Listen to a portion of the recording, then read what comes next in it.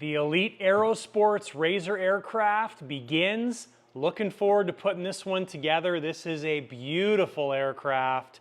Let's get started. If you missed the unboxing video, there's a link down below to the unboxing video and the build series of this aircraft. That'll be in every video in the series. Now the RAYZR is quite a new aircraft for Elite Aerosports. This first batch, this is one of them, is the first batch that has really come into North America, and so this is a very new aircraft. So like always, we're going to start off with an overview of the equipment that we're putting in this aircraft, so let's take a look at what's going inside. Aircraft will be controlled with a Jetty radio system. Now we'll be installing a Zykoi X240 engine in this aircraft. It's a little bit bigger than they recommend, but for this size aircraft and our normal install, this is what the owner wants. Great option for this aircraft. So we'll be using Jetty for our install. So we'll be using a Central Box 210 in this aircraft as our main hub.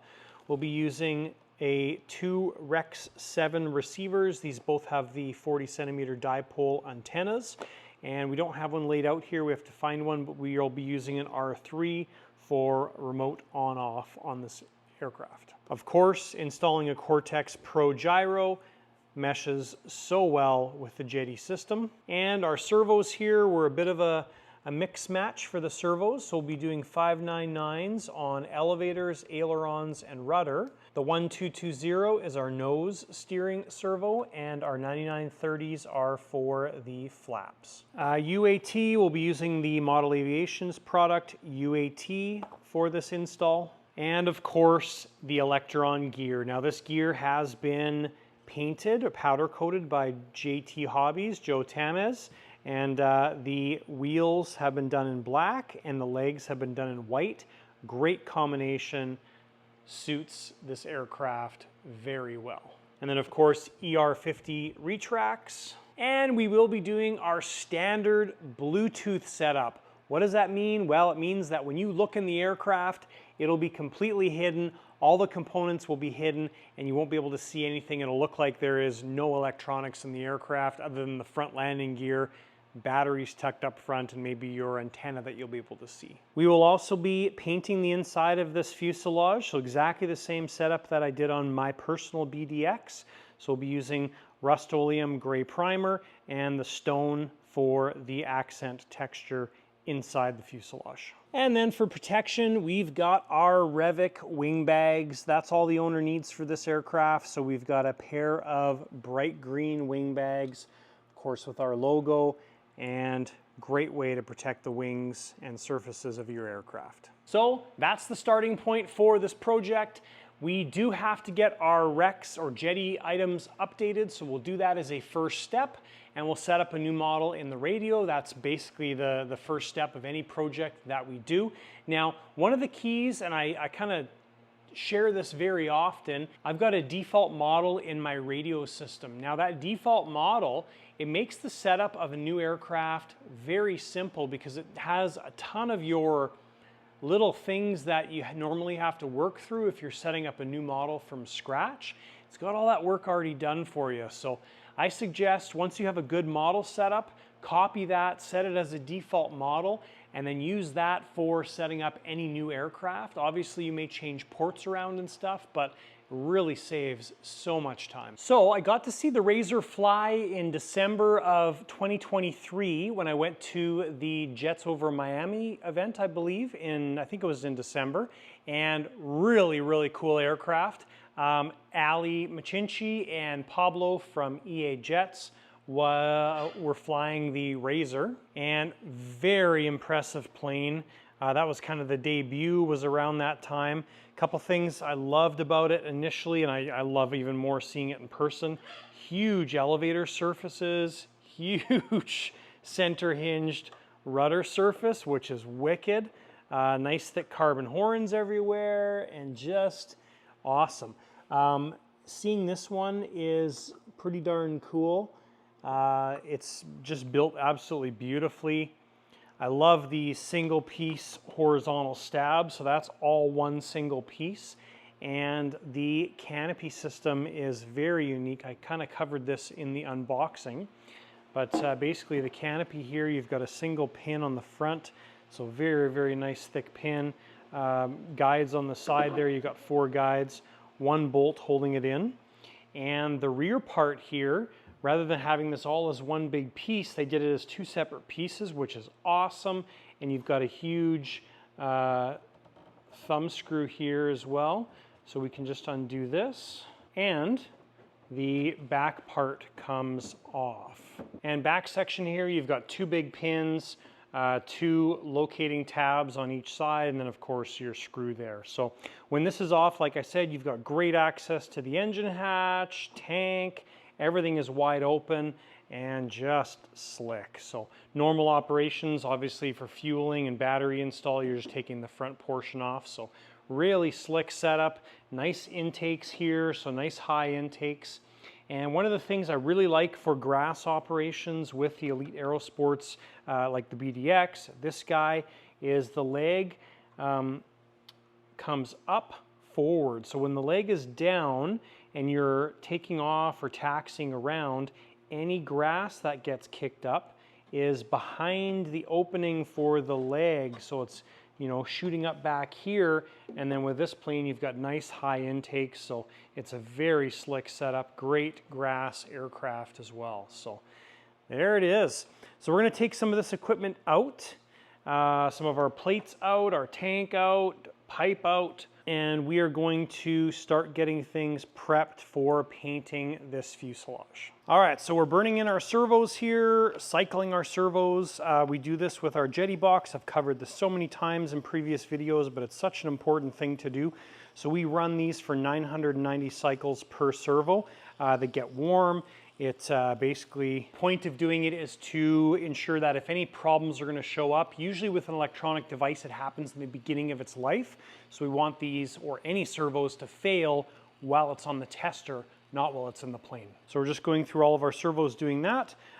Just checked our 2 Rec 7 receivers. Those are both up to date. Now what we'll do is make a new model in the radio, and we'll get our 1 receiver, our primary receiver, bound to our radio. So what I'm going to do in this case is I'm just going to copy my BDX file for my BDX, which is back there in the gray bag.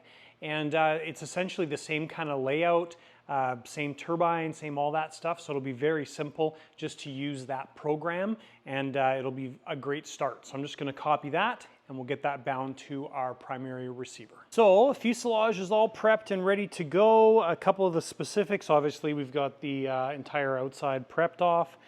Same thing I did on my BDX. So we prepped off the gear plate, the nose opening, the tank mount here, and our engine rails. So everything else is going to get painted and textured, and then covered up the entire back with tape. So that is ready to go. We're going to pull that outside and get her painted up. Also, it's important when you tape off the intakes, you're careful and make sure everything gets prepped off nicely and properly. All right, so fuselage is all painted with our primer, our speckled paint, so that is all done. Turned out just like normal, like it always does, so it looks good.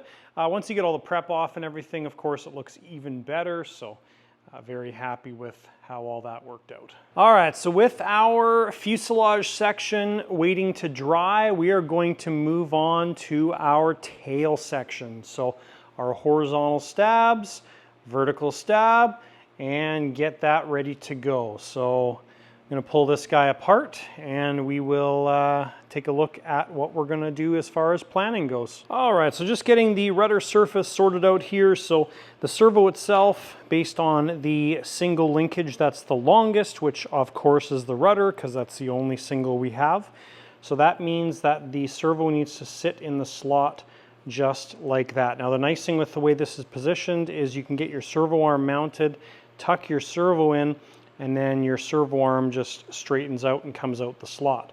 So we're using the bit of a different setup here. So we're going to use the MKS carbon arms, the normal carbon arms.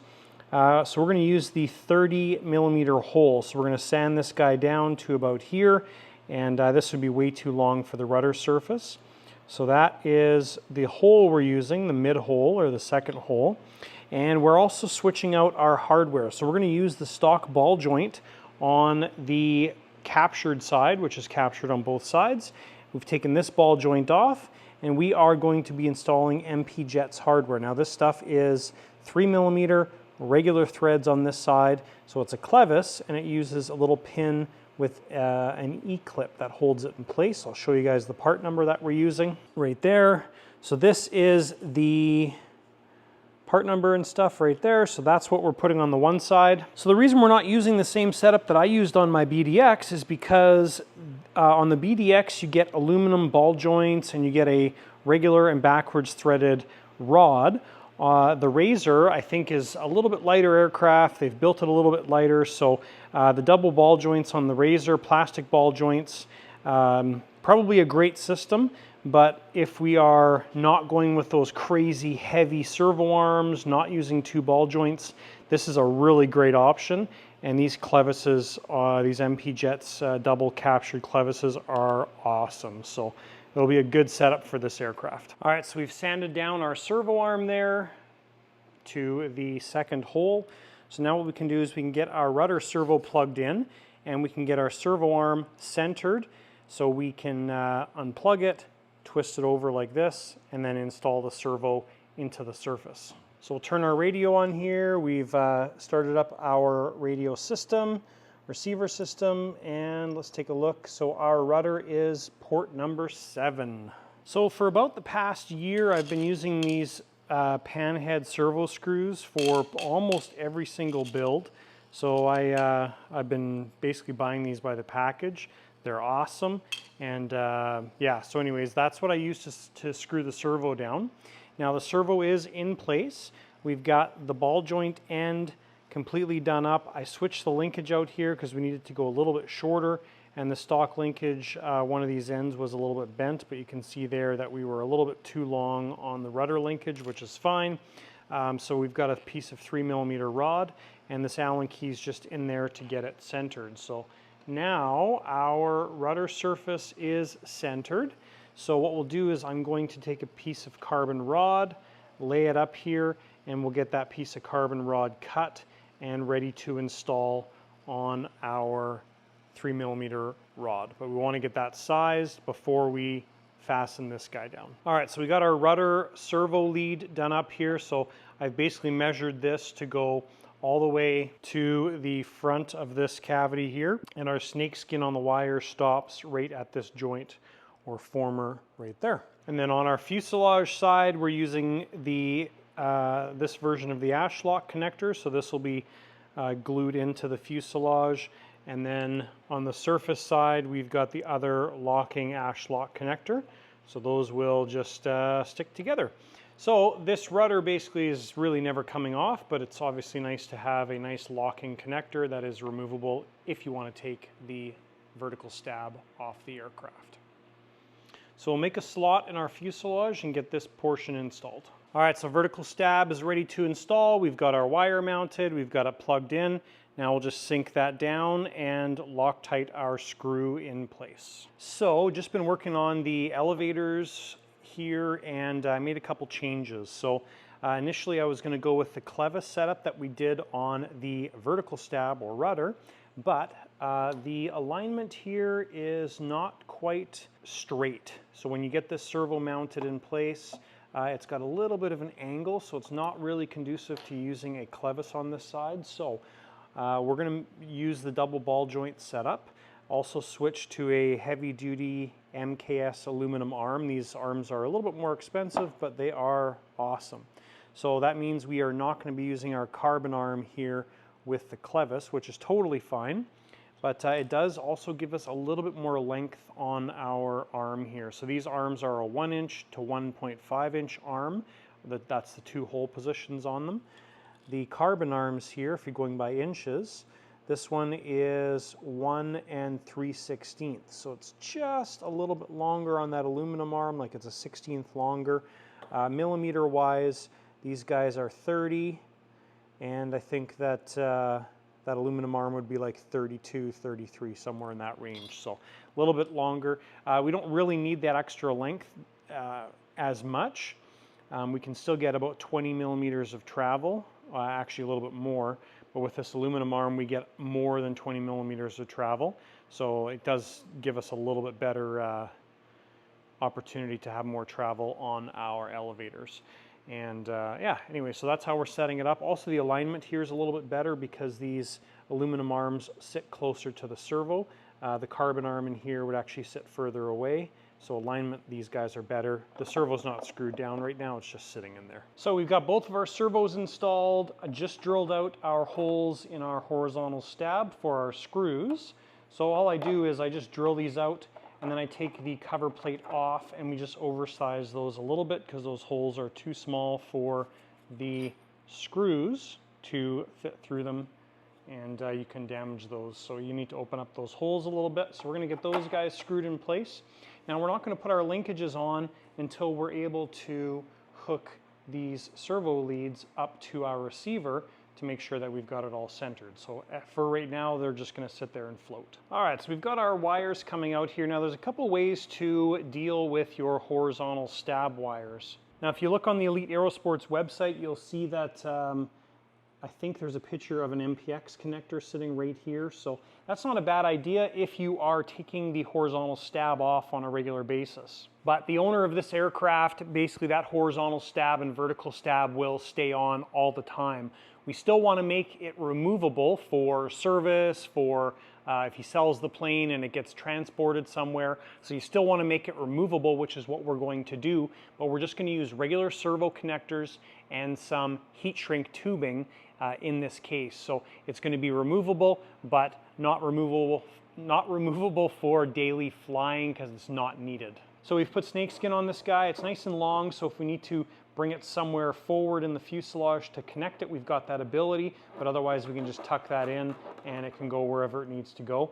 Now one of the benefits, if you guys are familiar with the channel, is I always do left to right. So this is always elevator 1, that's always elevator 2. So when I'm doing something like this, I don't have to label anything because I know that if I put one black Sharpie mark on there, that's elevator 1, and 2 is elevator 2, which is always our right one. So just makes it nice and simple. So I'm going to put our standard connectors on these guys, and then we'll be able to set up our surfaces because we'll have the ability to plug this into our radio system. All right, so we're getting our linkages set up here. We've got it plugged into our radio and everything is going well. So what we do is just adjust our linkage with the ball joints done up here. Now there's always a little bit of play in the system until you get these guys sucked down. So we'll get it as close as we can, and then we'll use sub trim if we need to make any final adjustments, but it might be 1 or 2%, but it's almost nothing. Now with our travel here and this servo arm and everything, we've got lots of travel on this surface. So from the tip you're going for, I think 10 to 15 millimeters. So elevator, yes, 10 to 15 millimeters. So I suspect it's going to be a lot like my BDX because this horizontal stab is so big. It's going to have great authority, so probably won't be running it at 15, but anyways, good combination here I think with the servo arms and the setup. So now that we've got this set up, what I do is I take my carbon rod and line it up here, put a little Sharpie mark on there, and I just cut on the opposite side of the Sharpie mark, get that cut sanded down so it fits perfectly, and then I can take my linkage apart, put some glue in there, put this back together, and you've got a rock solid connection. And then of course when we put this together, we'll also put a washer over top of the ball joint as well. Now one little piece of advice here for you with these ball joints, you can also add an extra layer of protection if you look at how the ball joints are assembled. So in this case you've got the more captured side on this side, and you've got the more open side on this side. So when they put this ball in, they put the ball in from this side here. So what that means is when I put this linkage back together, I want to have this face here, the fixed face I call it, flipped over and sitting against the servo arm because that naturally will stop the ball from ever wanting to come out. So that's protection number 1. Protection number 2 is going to be our washer. So Makes for an ultra solid setup. All right, so our horizontal stab is all done here. Very solid setup. So as I mentioned, I've got the ball joint on the specific way. So the captured side is towards the servo arm. We've got our washer on there, and this is a absolutely zero slop setup and lots of travel available. So now we can get that bolted onto this for the final time. Now we do have, I just found out today actually, we've got an upgraded pipe coming for this aircraft as well. So the stock pipe, I don't even think we'll end up installing it, but we've got a upgrade pipe coming from JT Hobbies, Joe Tamez, so that's going to be a wicked pipe just like my BDX, so the red bell mouth probably and thicker, and it's just a good thing to do when you are changing to a larger size engine to get a pipe that is suitable for that engine size. All right, and tail section is assembled, looking very dapper, very nice, very strong, very solid. A couple things, make sure that you have a washer installed in there. They're in there, but just make sure they're in there and confirm that they're in there. And you can also confirm that your bolts are going into the blind nuts, because you can actually see the blind nut right there, and you can see the screw coming through the blind nut. So that is the tail section completed. So now we can flip it on its underside and deal with our wiring. So we are ready to join our fuselage pieces. So we've got our tail section sitting there, brought the front part of the fuselage back onto our workbench. Now the nice thing about the RAYZR is you can slip the pipe in from the opening here. So the fuselage can be joined, getting the pipe out is nice and easy, so that's awesome. We are ready to bolt this thing together. So we've already had it together, so I know it's going to go well. Obviously we're going to Loctite our bolts because this is not coming apart. And fuselage is joined. Very simple to get this guy together. 4 bolts, big pins to lock everything in place, and she is looking awesome. There is this ventral fin on the underside. Pretty sure this thing is designed so the horizontal stab that angles downwards isn't supporting the weight of the aircraft. Now, one of these heads, this is plastic screws, nylon screws snapped off. So we're going to switch that out for a metal one. Looks like a 4mm thread. I'll probably switch out both of them just so we know it's nice and solid. Again, this is not going to be coming off anytime soon, so but I need to drill this guy out and get that out of there. All right, so we got rid of our plastic, ran a tap, or drilled these out and then ran a tap through there to clean up the threads, and we've put some M4 bolts in there. So these will be a lot stronger. So I'm going to pull these out, put some Loctite in there, and we'll get them adjusted once this is installed on the aircraft. And if you look at pictures on Elite Aerosports website, the bump or fat area goes towards the front of the aircraft. So the ventral fin gets installed like that. All right, so just working our way forward on the aircraft. Took the tank apart, very standard setup for the Elite Aerosports aircraft. The pickup and everything's already done, very simple. Now they do use black zip ties from what I've found on their tanks on the inside. So we cut those off, use safety wire, and all is well. High flow pickup and everything, so that is perfect. So tank is rinsed out with alcohol, ready to go. And the last thing I did here was route our lines, our wires from the back. I'm going to put a keeper down here, and we've route those along the side of the fuselage, so they're hidden, come underneath the wing tube, underneath the tank. So anything that comes underneath the tank right here will be invisible. And then our wing connectors will come like this, go forward, and then come into this compartment as well too. So you will be able to see this area right here, but it'll just be a couple wires coming forward, and that will be it. All right, so continuing our movement forward, we are going to, before we do the wings, we already know how we're going to do this up, so we're going to get our wing wiring put through the fuselage, run underneath the tank, and forward. So we'll get that all laid up and we'll do that next. So that's going to be fairly straightforward. I just need to measure our wires that's going forward. All right, so this is all of our fuselage side of our wing wiring. So I like to use this connector, this Ashlock connector on our wing side, and I like to use these guys on our fuselage side. So typically I would do the wings first, but I want to get this wrapped up in this video.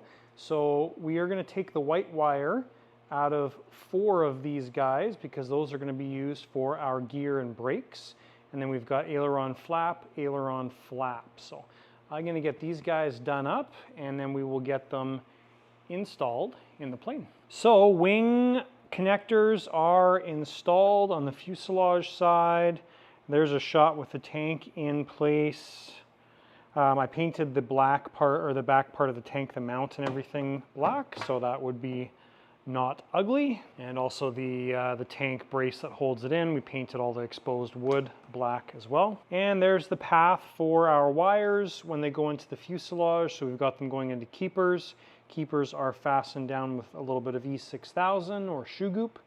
And when the tank's in there, it's pretty much invisible. So wiring wise, from all of our surfaces, from the midsection forward is done.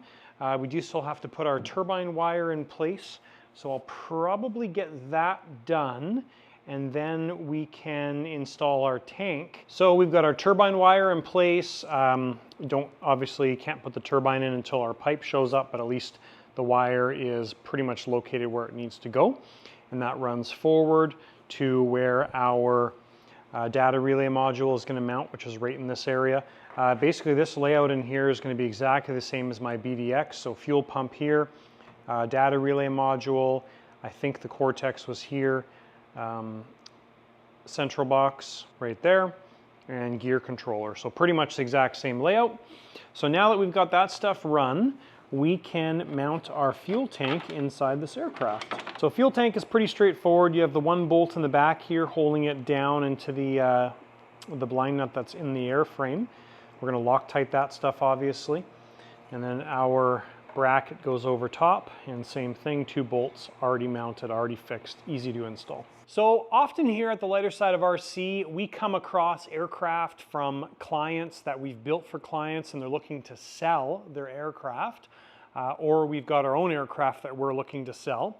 So I'm going to be adding to our website, which is thelightersideofrc.com, I'm going to be adding an airplane section. So that airplane section will list specific aircraft that we have either in stock here or that may be in stock at somewhere location in North America or anywhere in the world really, and they will be for sale. So definitely check that out. I'll put a link down below to that page, but if I don't or if I forget, there's just a link down below to my website. As an example, we've got a beautiful Skymaster F-18, which is right there.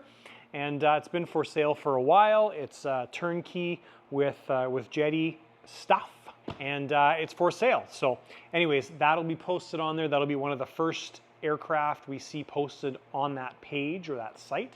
So encourage you to check it out. Obviously it'll be ever changing, but it's an idea that we came up with a couple weeks ago, and I think it's a great idea. So definitely encourage you to check it out. All right guys, and that wraps up the first video of the Elite Aerosports RAYZR aircraft. This thing is going together so beautifully. Having put together a few Elite Aerosports aircraft now kind of gives me an idea of exactly what needs to happen, and it makes putting them together much quicker. So really impressed with this aircraft so far. It's turning out absolutely beautiful. The finish on it is great. So we should probably wrap this up in the next video, so keep an eye out for that. Obviously we're waiting for our pipe still, and the goal is to have this thing delivered to the owner in Los Angeles near the beginning of August, and we will be able to see this thing fly at LA Jets, which is coming up mid-August. So looking forward to that. So thanks guys for watching. Don't forget to check out the Lighter Side of RC After Dark. Our After Dark is a completely separate channel. We do live streams here from the shop. Cool thing about it is you get to interact with us, ask us questions if you're watching while the live stream is going on, and often you get to see things a couple weeks in advance. So I encourage you to check it out. Thanks for watching guys, and we'll see you in the next video.